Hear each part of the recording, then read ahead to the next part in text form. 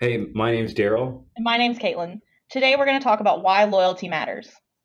That's right. And this broadcast is being brought to you by the Pinnacle Corporation. And I work for the Pinnacle Corporation as a technology sales executive. And we are partnered with Kaitlyn's group. And they just happen to also very successfully use our loyalty program. Kaitlyn, you want to talk about that?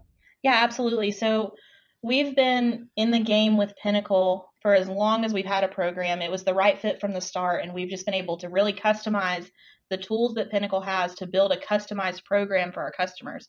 In the convenience space, loyalty is a hot topic buzzword right now. There's so many different people trying to figure out loyalty from different levels of the company, execs to interns. I mean, everybody's thinking about loyalty. How do we make it fit? How do we make it work? You're getting cold calls every day from every loyalty company calling you saying, I have a solution. I can give you the loyalty that you want. But how do you get to that point of deciding what you want? There's so many options out there and so many different ways to do loyalty and different customers that you're trying to talk to. So great. So real conversations about real loyalty programs. Let's just start off with the number one. The number one thing when implementing a loyalty program. You have this loyalty program in place to basically move products inside of the store where the real margins are.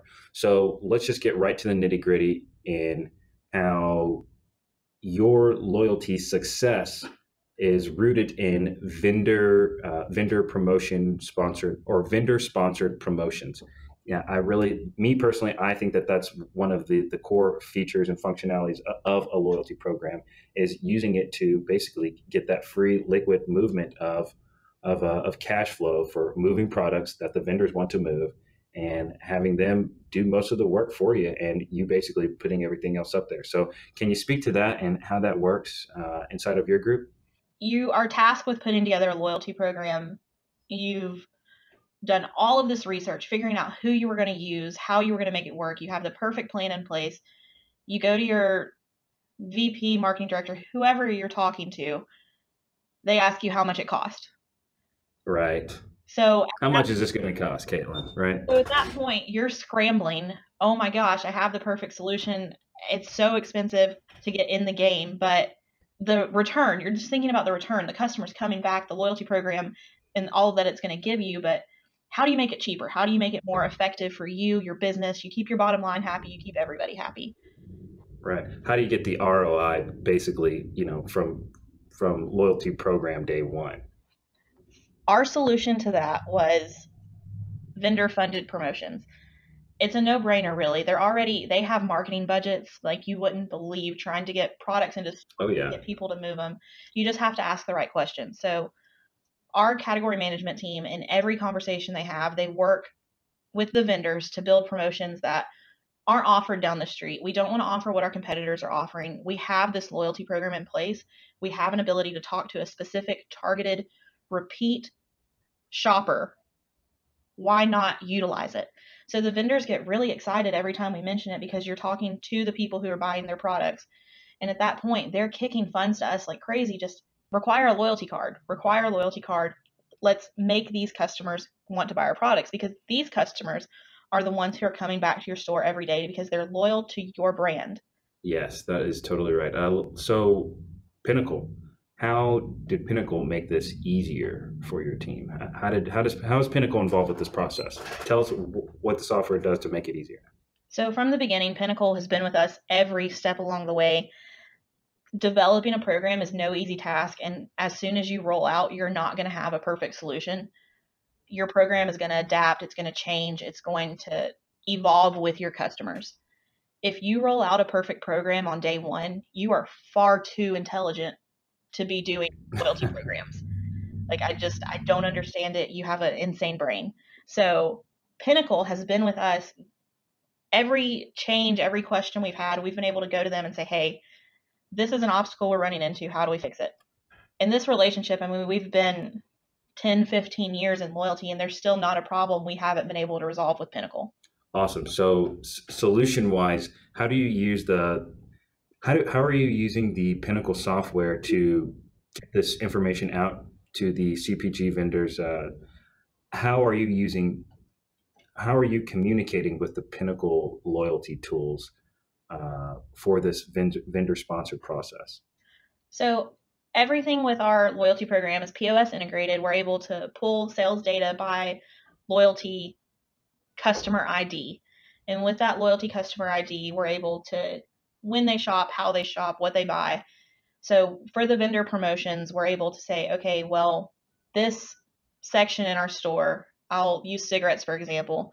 Just last month, 64% of all cigarettes bought in our store were bought with a loyalty card.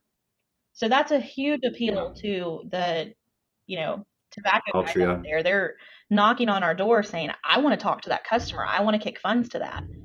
So when they're rolling out their Right. loyalty clubs, to participate in Altria special discounts at this point, everybody knows that you have to have a loyalty program. And it looks different in different environments, but Altria saw the value of that. In our chain, we were able to pretty much already have loyalty tobacco discounts built in. They were self-funded. We did it for a long time. So we became a tobacco destination for a lot of our consumers. And now that Altria is adding funds to that, we're an even bigger destination because we're able to stack our self-funded discount with the vendor supplied discount. And at that point, our customers are just, yeah, that's where I go to buy my cigarettes. There's nowhere else. Why would I go somewhere else? That's awesome. So with that, that's a program that's with tobacco. So how do you guys use your, I guess, all of that data to segment, and what are you doing with the customer data? So again, what are you guys doing with that customer information to segment them? I know that that was related to tobacco products, right? What are you guys doing to advance customer engagement with the data that you guys obtain? Okay, so the three questions that usually happen in this order: we need a loyalty program. How much is it going to cost? And what are you going to do with the customer data? Segmentation gets thrown around like crazy. How do you segment your customers? How do you talk to them? What do you do with all of this data?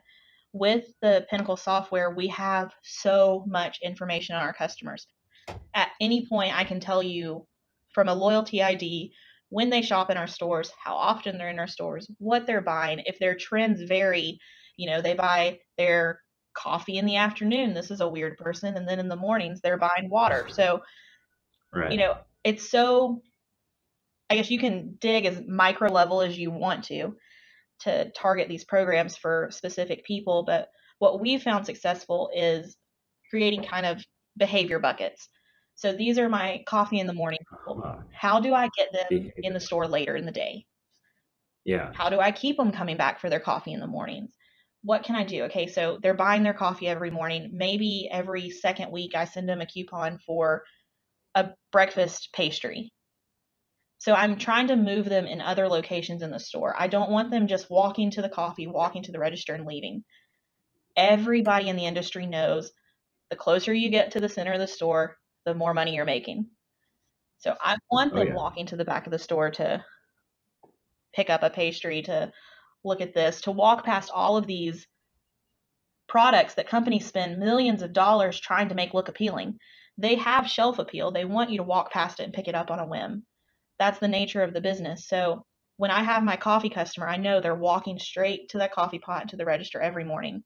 I'm going to throw them a coupon for something in the middle of the store, a candy bar, a breakfast pastry, something that gets them walking into another location, because at that point, impulse buys happen, and that's where we make our money. So the customers coming in for that coffee club buy or that soft drink club buy, you recognize the patterns, you're seeing the behaviors, or like you were saying, what did you say? The behavior buckets. Yeah, that's not an official term, but I like it. Hey, I like it too. It's a good visualization. A behavior bucket. So a group that has a certain behavior, instead of segmenting down to on a different level, you have these behavior buckets, which I think is great. Which you were talking about basically influencing behavior. So at what point do you recognize when you see a behavior that's capable of being influenced, and what part of the Pinnacle suite do you use to recognize or highlight that or alert you of that? Well, I mean, Daryl, I'd really argue that every behavior can be altered. I don't think that Okay. there's, one customer in our store who we couldn't influence with a discount or with, you know, hey, this seems like a good idea. Sometimes people just need a push. And with the messaging that's out there, customers are bombarded with messages. So it's really important to be tactical in how you communicate. But with Pinnacle, we have access to all of this information. I mean, it's really overwhelming when we start looking into it. I can spend hours on EPM every day just digging into loyalty and looking at purchases and patterns and transactions. I mean, it's really fascinating when you look at it because you think of yourself as a consumer and what you buy. You think of your shopping trends. You're going into the store and you may think that you have it all figured out. Yes, I only need to buy this product. I'm going to walk directly to it and then I'm going to leave. But I cannot count how many times I've been lost in Target and leave with way more things than I need because of the way They're they market. genius. Yeah, 5% cash back. Sign them for their card, right? And it's everywhere in their store. So, I mean, you're walking around, you're almost in a comfort zone, and they're talking to you about their loyalty program around their products. And so you're enticed by it. You see a product that you normally buy, and it's, well, if you buy this product today and you're in our loyalty program, we'll give you a $5 gift card. Okay, why not? Yeah. So I think Target really has it figured out. But I mean, in the convenience realm, we have such a different consumer. We have all the Target consumers. All Granted that they drive cars. Back to segmentation. That's why it's so hard to segment based off of millennials, soccer moms, the infamous Bubba. I mean, he shops in everybody's store. So it's one of those things that in our industry, we can't segment based off of who you are. We have to segment based off of what you buy. Behavior. Absolutely. It's segmenting. Behavior bucket. Behavior bucket. I get it. So Sandra White, the soccer mom. Okay, she downloads the app for the first time, and she's you have a new registry. She's new to the neighborhood. She downloads the app. She's a soccer mom. She's got kids, and how do you advertise to her immediately and grab her attention and learn about that customer as quickly as possible? Or is it a thing of, well, we don't want to really jump into this. We want to see what her behaviors are first, but before we create a reaction. How do you get the ball rolling? Basically, is what I'm trying to say on a new loyalty subscriber. So you have your initial loyalty offers, beverage clubs aplenty, everyday discounts for loyalty consumers. Those get people through the door. But yeah, targeted messaging towards their shopping behavior is what's going to keep them in your store. So okay. I don't want to think of Sandra White as the soccer mom. I feel like that's unfair to her. For me, millennial female, this afternoon, I had planned on going to AutoZone to get some stuff to wash my car this weekend. I am not their target customer by any means to their marketing messaging. But if I was in their loyalty program and I went today to buy this stuff to wash my car, maybe in a month on a Friday afternoon, I would get an alert on my phone or an email or some sort of communication saying, hey, we have a sale on car wash materials this weekend. I would go back because apparently I've established a behavior in their world where on Friday afternoons, I'm buying stuff to wash my car on Saturday morning. Yeah. So why can how do I put Sandra in a box saying that she's a soccer mom? She's always going to buy her coffee in the morning after she drops off the kid, and she's going to stop and get snacks on the way home from school. I don't want to think of her as that soccer mom consumer. I want to think of her as Sandra, the granola buyer. So she bought granola 5 times in the past month. Let me reward her and send her a coupon for granola, or buy a coffee, get a granola bar, something to move her location in the store. Okay, so basically another example of influencing that behavior, those behavior trends that you see. Absolutely. I mean, with the data we have available, creating customized messaging is easy. It's so easy. It's just having the conversations with your vendors, treating your customers the way that you want to be treated as a consumer. I mean, if I join a loyalty program and I get an email every day from them, it's not personalized. I check out, I hit unsubscribe, I'm done. Right. But if they're sending me offers of things that they know I like and they know I'm going to participate in, I'm going to continue to be a loyal customer to that business. And even in the programs that I join a loyalty program in and then choose to remove myself from the loyalty program, I'm still going to shop in the store because I know the products I want. I just probably won't give them the customer data that they want because I'm no longer a loyal customer in their definition of this separate base of loyalty customers versus our customer base. Okay. So Coupon Media. Coupon Media's 2017 State of the Industry talks about how mobile is basically a necessity.